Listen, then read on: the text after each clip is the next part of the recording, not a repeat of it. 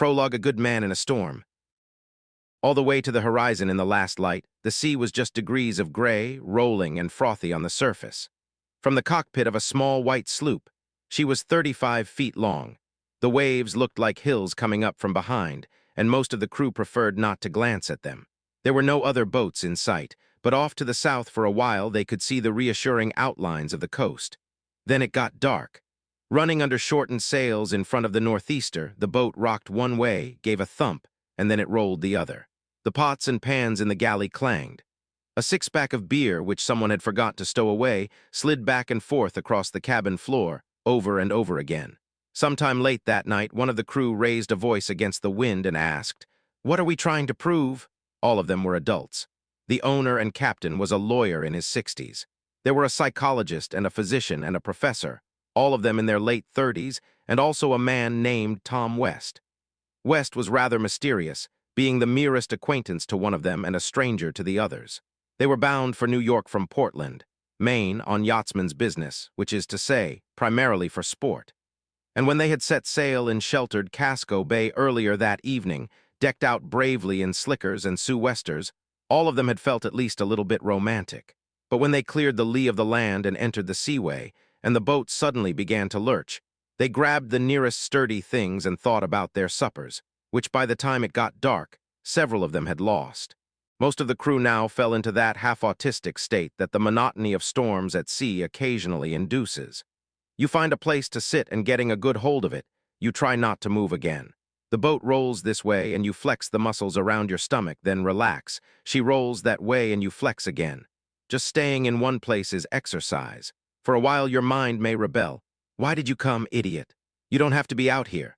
You may feel remorse for having cursed some part of life on land. After a time, though, phrases start falling from your memory, snatches of song or prayer or nursery rhymes, and you repeat them silently.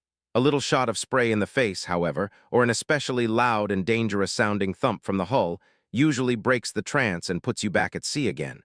You feel like a lonely child. The ocean doesn't care about you.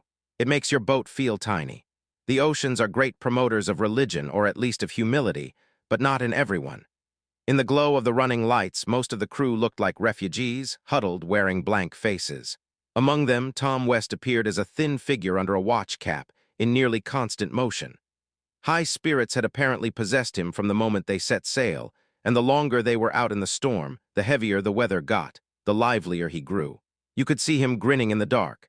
West did all that the captain asked, so cheerfully, unquestioningly, and fast, that one might have thought the ghost of an old-fashioned, virtuous seaman had joined them. Only West never confessed to a queasy stomach. When one of the others asked him if he felt seasick too, he replied, in a completely serious voice, that he would not let himself.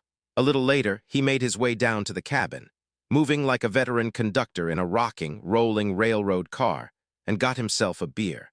West was at the helm, the tiller in both hands, riding the waves. He was standing under a swaying lantern in the cabin studying the chart. He was nimbly climbing out onto the foredeck to wrestle in a jib and replace it with a smaller one. And when the captain decided to make for shelter, very late that night, at a little harbor with a passage into it that was twisty, narrow, and full of tide, it was West, standing up in the bow, who spotted each unlighted channel marker and guided them safely in.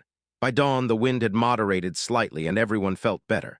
They went out and raised their spinnaker. West gazed up at the large, billowing sail and said, "The spinnaker looks like a win." He said, "Hey, we're hauling ass." There was something faintly ridiculous about his exclamations, but also something childlike that made his companion smile.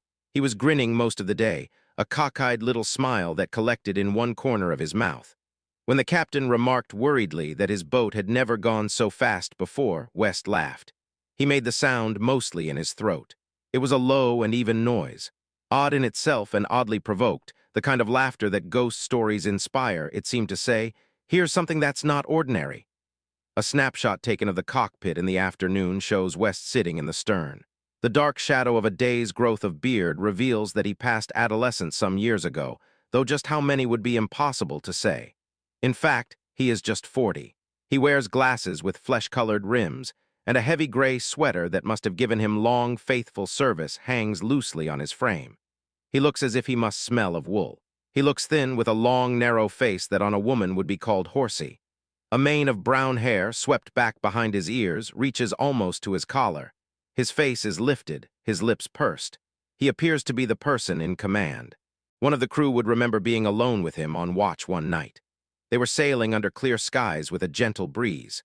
Suddenly, at the slackening of the tide, the wind fell away, some clouds rolled in, and then just as suddenly, when the tide began to run, the sky cleared up and the breeze returned. In a low and throaty voice, West made exclamations. "Did you see that?"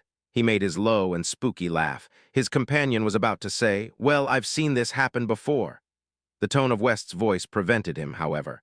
He thought it would be rude to describe this event as ordinary. Besides, West was right, wasn't he? It was strange and wonderful the way the pieces of the weather sometimes played in concert.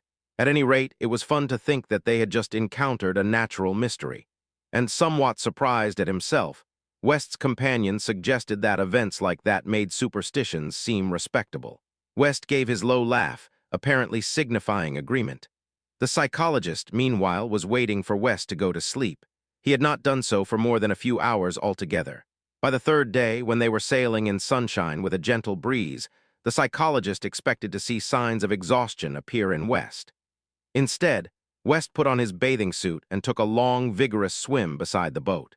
Back at a restaurant near Portland before they'd gone out into the storm, while they'd been sharing the meal that most of them soon regretted, West had told them, "I build computers." Although he spoke at some length about certain extraordinary-sounding, new computing systems, the others came away uncertain about what role, if any, he had played in their construction. They felt only that whatever he did for a living, it was probably interesting and obviously important.